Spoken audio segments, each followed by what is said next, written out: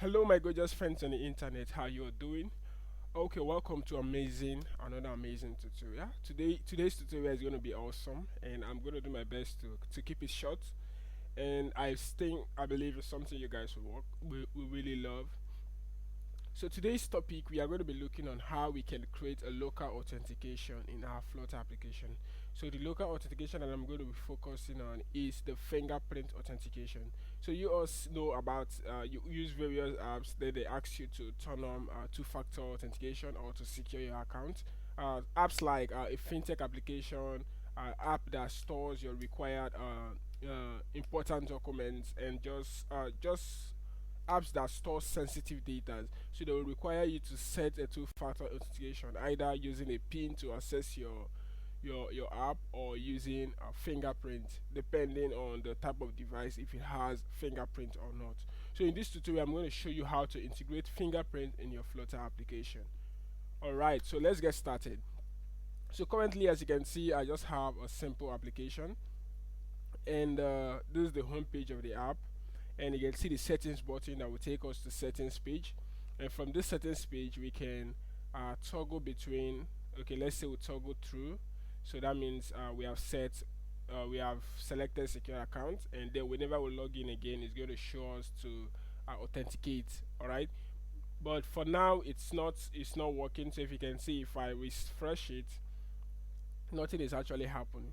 That's because if you go to my this is the splash screen, and if you go to my sorry, not this one, account page, you see that I'm only just setting state. Okay, so the secured variable is just created above here, so it's secured, and then I'll just set state to just change the state of the app, the switch. So you can see it's not really working, it's not doing anything. So first thing first, we need to add some few dependencies to actually depend on this application.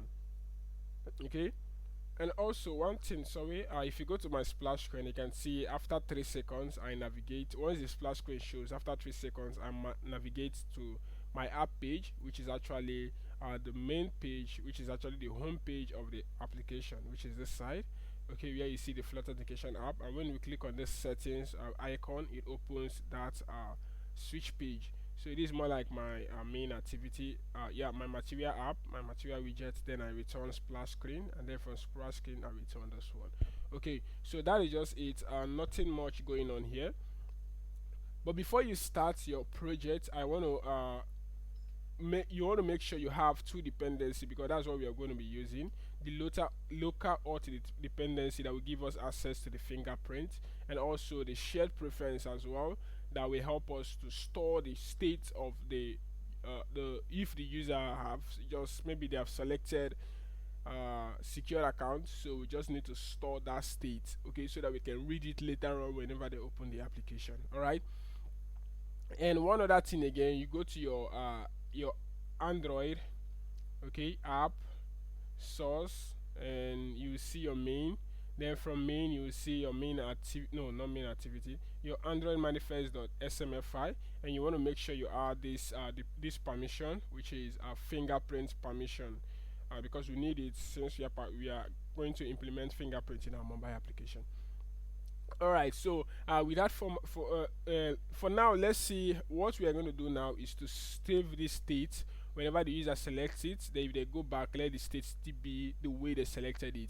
So to do that, I'm going to be creating a new class, and that is going to have, it's more like a shared preference class that will help us to store the user's data, like the auth state. So I'll call this one DB provider. Okay, so don't worry, this app I'm not really going to use. Okay, sorry, this should be provider instead of DB provider. I'm not going to be using any state management, so this is just going to be a pure set state kind of app, so you guys will just understand it, and maybe hopefully you can translate it to whichever one that you understand better, which is any state management package you understand better. Alright, so I'm going to be creating a class, and I will call this one DB provider, like so. Okay, let me increase this a little.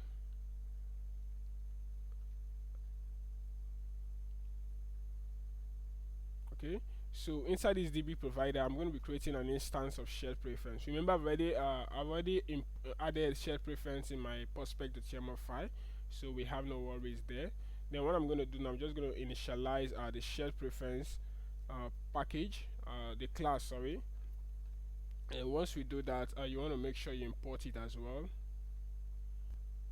Alright, so once we have that class initialized, we are going to create another method, which is a method to save the auth state of the user. Okay, so I'm just going to I'm just going to paste this here, so which is save auth state, and see what it's doing is actually taking a boolean value, which is because this switch, when you toggle between on and off, it actually returns true or false. So if it's in off state, that means it's going to return true. If it's in the on state, is going to return no. If it's in off state, it's going to return false. If it's in on state, it's going to return true. So we need to store those states, and using the save auth state here. So the next thing we are going to do is to create a method that is going to read that auth state for us, and then we can use it to check if the user have already selected this stuff, if it's true or if it's false. All right, so this is the method. I'm just going to remove this stuff because it's not needed, and remove this stuff, okay, because it's not needed. And now we can make this one to be we can add this stuff to get rid of that error. And now you can see what is happening. So we check, first of all, we create an instance of the preference, which is this, and then we check if the instance contains this key, which is status. So if it contains the key, we just read the value, so the value can be true or false, and then we just return it. But if it's false, maybe if it does not contain this key, we just return false by default. So this toggle switch is going to be off by default. Okay, so that's it, and we don't really need to touch anything here. So what I'm going to do now, inside this account, I'm going to set the state and also save it, and then we can, whenever we come to this page, you will read the state that it is, if it's saved or not. All right, so that one will be quick, and we don't really need to waste more time there. It's going to be more like a simple stuff. So what I'm going to do first thing first is to I'm going to create I'm going to read from it first. Okay, I'm going to read from init state. I'm going to read from that DB provider and get the auth state, and then initially set it to the switch. So I will be calling DB provider.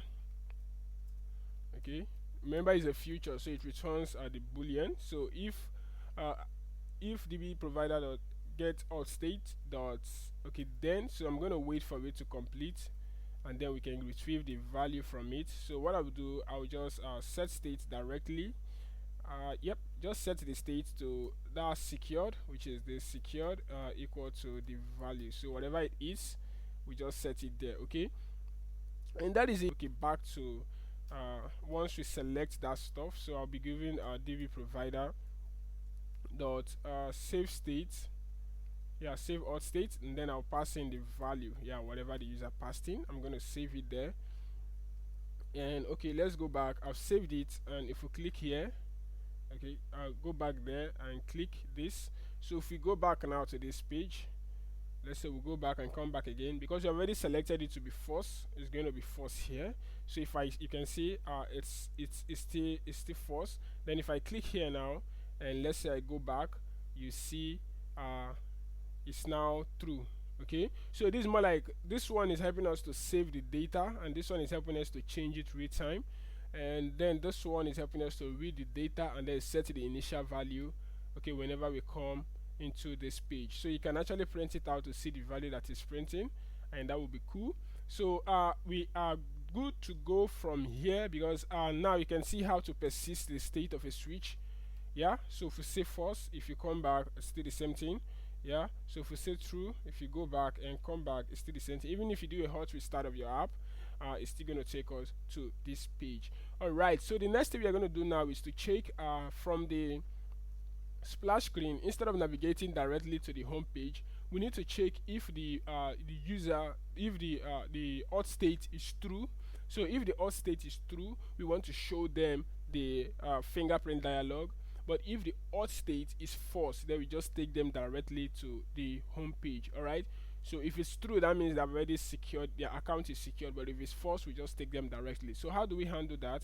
First thing I'm going to do, I'm just going to comment this stuff away. Okay, let's see if it's still true. Okay, it's still true. So what first one thing I'm going to do now is to check if the value if is equal to false. Okay, so that means, okay, sorry, not value. I'm supposed to read from the DV provider again to actually retrieve the current state of the auth. So I'll say get auth state dot then. So if the value is equal to false, so what I'll do in this case is just to navigate the user directly to the home page. Okay, yeah, straight up to the home page. So I'll just remove the comments, cut this, and then I will direct them to the home page. But if not, let's say if it's already true, then we can just, let me just print show auth state, show authentication. Okay, yeah, so I'm just going to show authentication here, and then we can comment this stuff. So let's see what will happen if I do a hot restart. Remember, this stuff is already true, so we should see this print statement rather than going directly to our home page. So let's see what happens here. Welcome, and after 3 seconds we have this show authentication. So in this case now we can't really go into the home page because this stuff is set to false. Okay, but if I set it now to true and see what will happen, it will just take us to the home page directly. Okay, let's see. Alright, you can see now we are in the home page, and now this stuff is still false, but because I checked for true here. But if I toggle it and then do the but let's keep it to the normal state that it's supposed to be. So if it's false, take us to this page. If it's true, I'll just show the authentication. Alright, so once we are here now, it's time for us to start integrating the fingerprint logic. Okay, still going back to my poxped.yaml file, I've already added this local auth, so you might be on the latest version. It depends on when you're watching this video. And then we have also added, if you go to our main activity, we have added permission for using fingerprint, so you don't want to forget that, so make sure you add it as well. Okay, then we are going to go over to the first thing I'm going to do, I'm going to create a provider also, and this one is going to be a screen provider that is going to handle the screen auth for us. So I will call this one screen lock provider. Sorry. Okay, so I'm just trying to separate everything rather than having everything in one class. So I'll separate it, and now I'm going to have a class, and that class name is going to be screen lock. Okay, so I'm going to call it screen lock.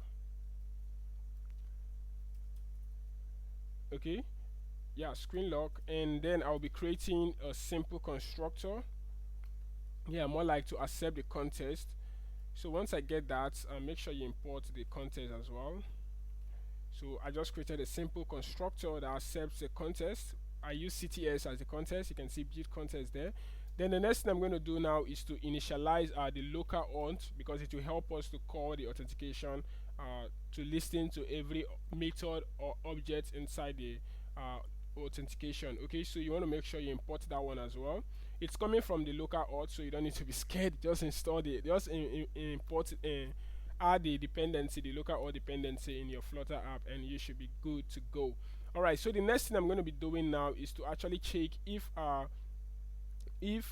going to check for something, so like to authenticate the users. Okay, so it's going to be a method, and so the method is like this. So for now I will just okay, I'm just going to remove this. Okay, so yeah, I will explain this later, so just leave the errors for now, and let's import our platform first. Okay, so see what is going on here. This is a method void authenticate user string and path. Alright, so this path I will use it to differentiate if, because we are going to be calling this method from two places. First is from the splash screen. When the user value is true, then we can just call the authenticate user to show the dialog. And secondly, we are going to be calling it inside account. Yeah, inside account, whenever the user tries to toggle, we are going to call the method okay, and then save the state and then show, because before the toggle we need to confirm if they are the actual user, so we need to bring up the authentication flow for them to authenticate using their fingerprint for us to be sure, okay, that this is the correct user of the phone, okay, that is trying to authenticate. All right, so that's why I put this part. So if it's splash screen, I'm gonna show you as we progress. I'm gonna show you how to handle that. Then the next thing we can check, can check biometrics to check if the device actually have biometrics. So if can check biometrics is true, then we can just carry out all the authentication flow. So we can check, get the list of the types, and then platform. We can check if platform is Android. Then if it's available biometrics or contains biometric.type, then we can implement our face ID, but I'm not going to be touching face ID in this tutorial. Then else, if the biometric is equal to a fingerprint biometric, what we do, it's actually a touch ID, so we can did authenticate, await, authenticate user. So the localized reason is more like something that is going to show in your app, like to tell user, hey, please authenticate to access app, authenticate to access your account, authenticate to view your details. Yeah, you can change it to whatever you want.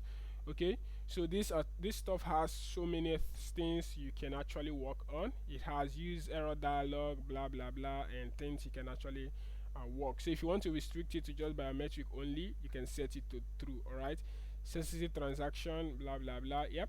Then we can check if did authenticate is equal to true. That means after the user have clicked, maybe authenticated their fingerprint, and if it's a success response, then we can carry out any activities we want to do here. Okay, then if, then else. So the reason why I'm putting the system.navigator.pop if after opening the app from the splash screen that you try to authenticate is not the right fingerprint, what we just do, we just have to close the app entirely. So I don't know if this will work for iOS as well, but I think this is for Android. We use system.navigator.pop to close the app, okay, without killing the that virtual machine. Okay, so this will just close the app for us entirely. All right, so that's what that navigator.pop does. So still remember, then if it's iOS, we can implement iOS. So this package has a tutorial on that, but since I'm not building on iOS, it's for Android, I won't be touching the iOS part. Then if still going back to the can check biometrics, if it's true, we carry out all this activity. Then if it's false, we can do our pin code checking. So you can rather look for any pin code package online and implement that one. Okay, so yeah, that's it. But for now, I just commented it and nothing is going on there. So what I will do now, remember I put this part, okay, and I need one more thing again, a value, more like if we are storing it, let's say we are coming from the account, I need to store the value, like I'm going to pass this value. But if you are coming for splash screen, I'm not going to pass the value, so it's going to be optional. So what I will do, I will create an optional parameter here again, which is a boolean that will store if it's a true or false value that the user selected. Okay, so you're going to understand why I'm doing that later on. So here now I'm going to check something. So if the path is equal to splash, so what we can do is to check if the authenticate is equal to true. Then what we can do here now is just to call, okay, if authenticate is equal to true, what we can do is just to navigate. So I'll go over to my splash screen, copy this method. If it's true, we just navigate directly into the home page. Okay, I hope you understand what we are trying to do here. Okay, so we just navigate to the home page, and for this context, remember we already created a constructor here, so I'm going to be getting it from this context here. All right, and whenever we call this class, we are going to pass that context from there. So see what is happening here now. If the path is equal to splash screen, I'm going to check if the authentication is true. Then if it's true, we navigate to home page. But if it's false, just close the app completely. All right, but we don't want to do that same thing inside my account page, because it's not nice when I switch on toggle, then you now close the app entirely. Yeah, it won't be nice. So that's why I use this if statement to differentiate it, and I passed a parameter here to pass the path so that we can actually write another method. So I will check here now, else, okay, let's say the path is not equal to splash screen. What I can do, still the same thing, I will check if did authenticate is equal to true. So in this case, I'm not navigating to any page. Okay, Yeah, I'm just not navigating to any page. The only thing I'm doing here is just to save the auth state. Okay, and so now you know why I pass in that value. So I'm going to save the auth state here. That's why I pass this value. Okay, so what I'll do, I'll go over to this account page, and this stuff is not going to be happening here anymore. I will cut it off and go here, then I will now save it here. Okay, so now you know why I added that auth state, that value, the boolean value, so it will be passed whenever we call this method from the account page. All right, so this value, I think it should be like this. Okay, like so. Then else, we don't really want to do anything. Okay, we only want to handle if the authentication is true, but if it's false, we can still stay on that page but just close the dialog. So the plugin is going to handle that by closing the dialog for us automatically. So guys, you've seen how you can see the flow and every other thing. So what I will do now, I will go to my splash screen. Okay, and then I will call this authenticate user and then pass in the path. So I need to copy this path not to make mistake. So I will call screen log dot blah blah blah. Okay, so I will check here now if the db provider dot get auth state is then if the value is false, navigate to home page, but else then we don't need to show authentication again. We can just call screen log like so, and then pass in the context, and then I'll call authenticate user and then passing the path. Okay, so in this case now I'm not be passing the value because it's not required, because when the path is equal to splash, we didn't use when the path is equal to splash, we didn't use the value, so I don't need to pass that one. But while it's equal to something else, let's say an empty string, that means it's coming from account, then we can now save the value. Okay, so I'm going to do a hot restart here. Now you can see that the okay, for now I don't know, it's actually a wrong stuff, but since it's already my phone, I already have my fingerprint authentication, it's going to work very well. But something there's an error, and which says no fragment activity, local auth plugin requires activity to be a fragment activity. So this is more like this is an error I got while trying to implement this plugin, and I actually spent a lot of time trying to fix this stuff, and it gave me a headache. So what I did, but hopefully I was able to get the solution, so I'll be showing you guys in this video. So what you want to do, you go to your Android, and that's because this stuff runs in form of a fragment. I don't really know how to explain it, but I think it depends on fragment to run. So what we're going to do, we're going to go to our Kotlin file and go to your main activity.kotlin, and now we have Flutter activity here. Yeah, you will notice that. So what you're going to do now is just to change this Flutter activity to Flutter fragment activity. Okay, like so, Flutter fragment activity. And so this one now is io.flutter embedded.android.flutter activity. So I'll need to change that to fragment activity, like so, Flutter fragment activity. Okay, so that should fix. Alright, so the error is gone, so you need to change it that way.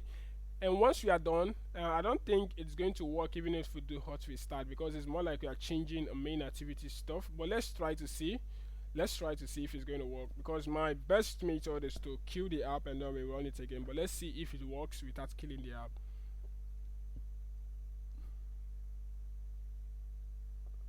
Okay, it's still showing the error, so that means it has not read the changes that we have made here. So what I'm going to do, I'm going to kill the app entirely, and then once that is done, I'm going to rebuild it again. So let's give this some few seconds, and yep, close this image codec, and then we can run it again.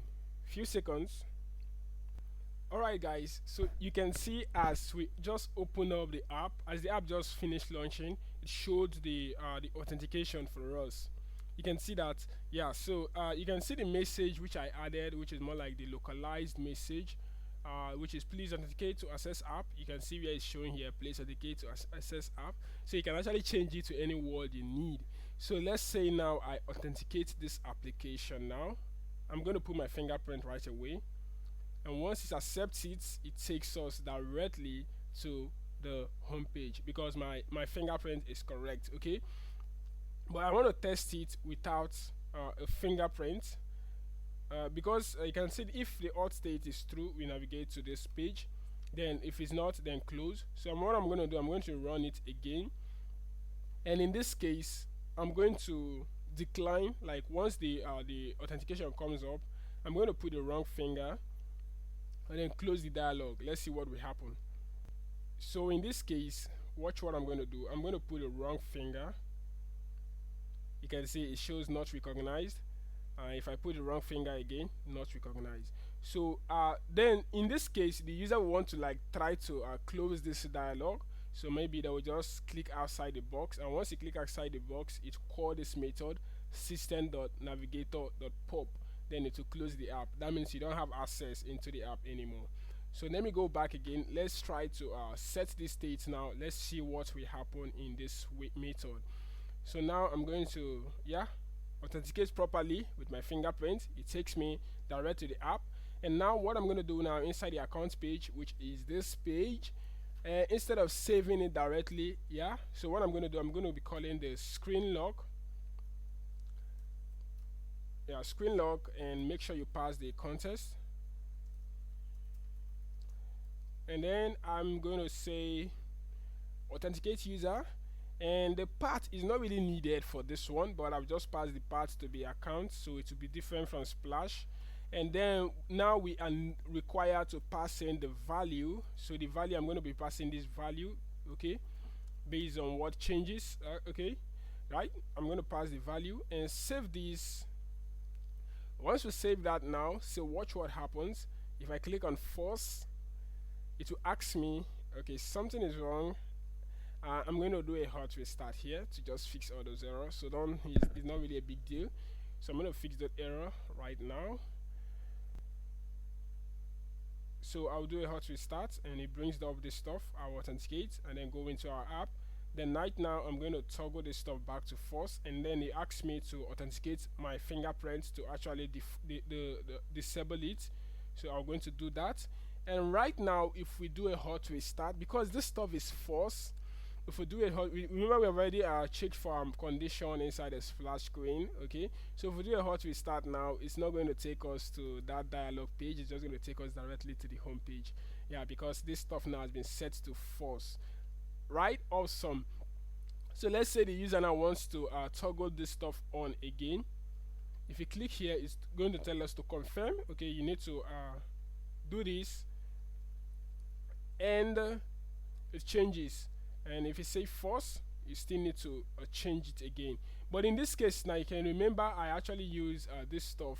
I check for path statement. So if I click anywhere outside this box, it's not going to close the app, rather it will just close the dialog. Awesome. So what about, I noticed something. You can see this message is saying please authenticate to access the app. It's not really like this. It shouldn't be like this. So it should be something like please, if it's coming from here, so it's just say please authenticate.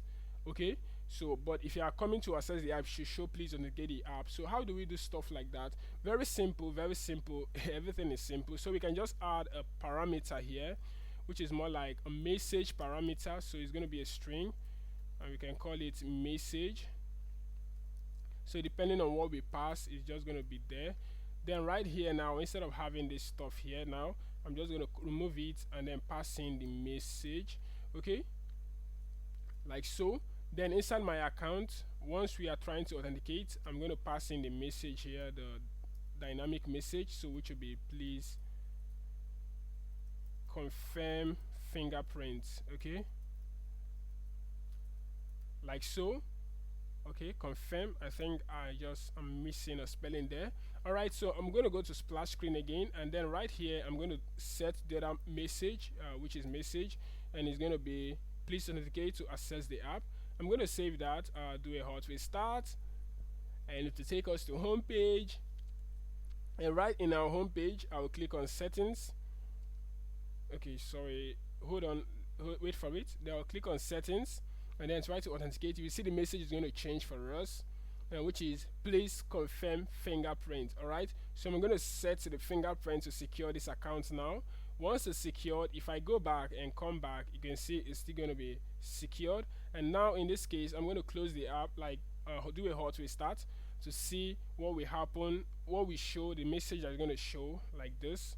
So it should be please authenticate to access app, a different message from the other one. Please authenticate to access app. So you're seeing how to make it dynamically. So once we authenticate, it takes us to this page. Alright, so this is what I want to show you guys, how to perform fingerprint authentication in your Flutter application. I hope you really enjoyed the video, and please do not forget to subscribe, like, and also share the video if you love it. If you actually saw some kind of things I didn't do properly, or you have some suggestion, you can put it down in the comment section below, and I will do my best to get back to that, and I'll see you in the next video.